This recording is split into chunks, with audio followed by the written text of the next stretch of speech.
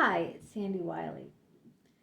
I keep pushing this story about my psychological journey because I really want to help educate both professional psychologists and patients alike about the dangers of wounded psychologists. Most people who go into the field of psychology are very wounded individuals themselves. Now, as everyone knows, I had a 2-year sexual affair with one of my psychologists that I brought to the board, and also got a lawyer and obtained legal counsel. And I was seeing Dr. Richard Geis for 16 years, and he became that psychologist. Can you imagine that? He became my psychologist, as well as our couples counselor.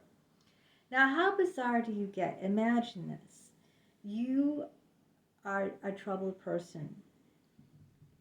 You have trauma, unhealed trauma, and scars from your childhood where you were severely beaten and grew up with a psychotic, schizophrenic father in and out of mental hospitals. Your son has severe brain damage and was beaten himself by a staff member and thrown out of his house. Your best friend deserted you because she'd rather spend time with her married lover than spend any time making plans with you, though you tried over and over again and she canceled it each time. So you lost your best friend, you lost your son to brain damage, you lost both your parents back to back. So I'm very wounded, and you go for help. I'm just saying, picture this as you. Now, your first psychologist threw you out and didn't have any time for you. Told you he had no time. So you needed to find a second psychologist. Even though you're seeing your first psychologist for a little time, but not enough time, you need more help. You're a person who's severely wounded. So now you're seeing 2 psychologists, and one of them is so messed up and has his own unhealed wounds. This is why I wrote that book, When Therapy Fails, Mishandling of the Transference. Because if the therapist is messed up themselves and they don't get help, I shouldn't have to take my psychologist and give up my sessions with Dick Geis so he can get his own help. I'm the patient. Do you see what's wrong with this? I'm the patient. Imagine if you're going to a psychologist. A lot of people have a psychiatrist who prescribes them medication and a psychologist. So they are kind of like seeing 2 therapists. But this wasn't the case. They were both psychologists. But even if that was the case and you were seeing one, like psychiatrist for medication, and going to another psychologist for weekly therapy, can you imagine that one of them is so messed up, so wounded, that you have to tell them, you the patient now, tell them, your psychologist, you need help. You need to see my psychologist. And then I call my psychologist and tell him, you need to see Jim. You need to see Dr. Barberia. He is very, very, sick. All my therapy sessions were a role reversal. I became the psychologist. I had to give up my time that I'm paying. And this time I was paying out of pocket because my husband lost his job. So we had no health insurance.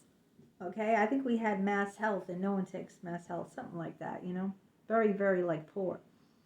No one takes Mass Health, really. I don't know. Well, he didn't take it, okay? Let's put it that way. So I was paying money. I was paying tons of money, and we didn't have the money. And I'm paying him, and I'm doing his job, and I'm paying him. So you have to look out for this as a psychologist yourself. If you have unhealed issues, you need to get yourself into therapy, okay? Pronto. And they don't. I had to give him over to my other psychologist. And then, get this, when I did, and he was seeing him, he messed him up more. He messed us up by convincing us to have a sexual romantic relationship. He did couples therapy with us while I'm married. So he could have helped him. What he should have done is found him his own psychologist. He should have known that he needed help and helped him find another professional, not see him and see me as a couple. I mean, that's outrageous. That is outrageous. So I'm trying to get people to see that most psychologists are severely psychologically damaged patients themselves. And if they don't get help, and most of them don't, they not only ruin their lives, but they ruin their patients' lives. And this is never okay. More lives get ruined. My family's life was ruined by this. My life was ruined by this. And his life was ruined by this. So you got to keep your eyes out for this. It's very important. And that's why I'm on a mission. And that's why I have a newsletter on LinkedIn about this. That I, as a patient, shouldn't be handing over my psychologist to my other psychologist who doesn't help him and only further complicates the matter himself. So now he's making a bad situation worse, Dick Ice, by not helping Jim, by encouraging him to be unethical. It doesn't get any more crazier than this. And that's why I've written book after book after book about psychologist burnout. When you burn out, it not only does it affect you, but it affects your work. It affects your work with your patients.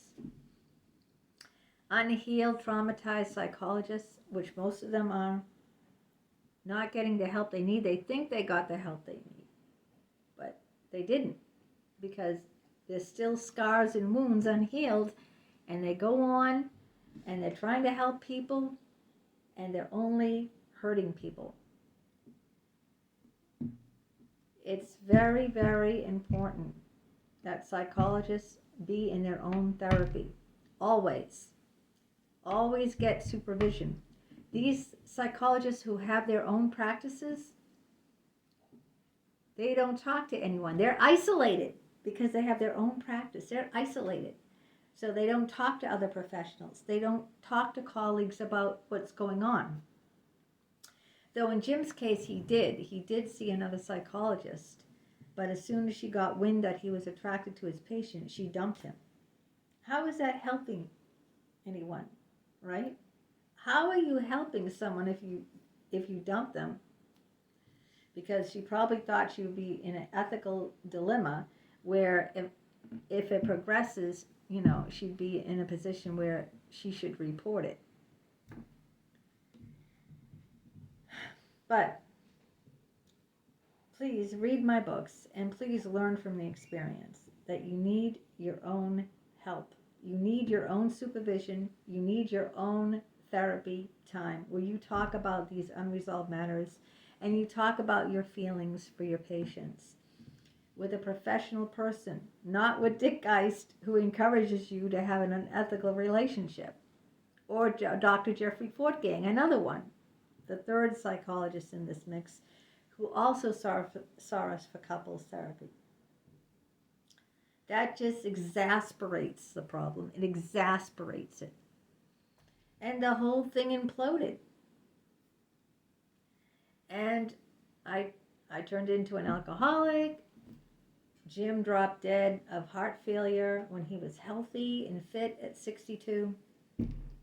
And now I'm taking Dr. Geist before the licensing board because he played a major role in this. I gave up my therapy time to Jim. so he could talk to Dick, a Harvard psychologist of 40 years, who not only practices, he teaches it. He's a professor. He teaches this. What is he teaching? Should he be teaching? He's not teaching the right thing. And I got to get this message across.